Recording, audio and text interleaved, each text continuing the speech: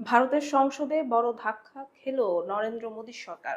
নারী আসন সংরক্ষণ এবং লোকসভার আসন সংখ্যা বাড়ানোর প্রস্তাবনা নিয়ে আনা বিল পর্যাপ্ত সমর্থন না পাওয়ায় শেষ পর্যন্ত বাতিল হয়ে গেছে। ভোটাভুটিতে বিলটির পক্ষে 298টি ভোট পড়লেও বিপক্ষে পড়ে 230টি। তবে বিলটি পাশ করতে প্রয়োজন ছিল মোট 352 ভোট, যা উপস্থিত সদস্যদের 2/3। ফলে প্রয়োজনীয় সমর্থনের ঘাটতিতে এটি আর পাশ করা সম্ভব হয়নি। সংসদীয় বিশ্লেষকদের মতে এটি মোদী সরকারের সাম্প্রতিক সময়ের অন্যতম বড় পরাজয়। প্রস্তাবিত এই বিলের মাধ্যমে 2029 সাল থেকে আইনসভায় নারী প্রতিনিধিত্ব নিশ্চিত করার পাশাপাশি লোকসভার আসন সংখ্যা বাড়ানোর পরিকল্পনা ছিল।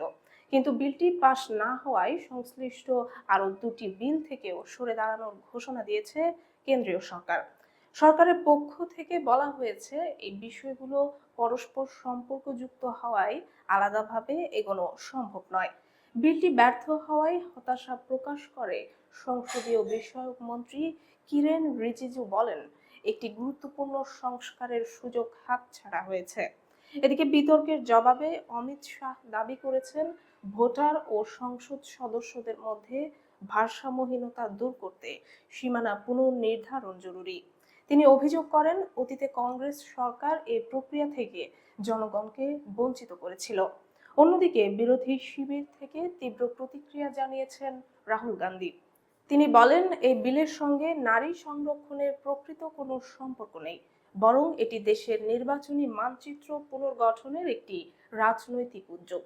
তার অভিযোগ, এই প্রস্তাবের মাধ্যমে দক্ষিণ ভারত, উত্তর পূর্বাঞ্চল এবং ছোট রাজ্যগুলোর প্রতিনিধিত্ব কমানোর চেষ্টা করা হচ্ছিল। এই বিলের ব্যর্থতা শুধু একটি আইন পাশ না হওয়ার ঘটনা নয়, এটি ভারতের রাজনীতিতে ক্ষমতাসীন সরকারের জন্য একটি বড় বার্তা হিসেবে দেখা হচ্ছে।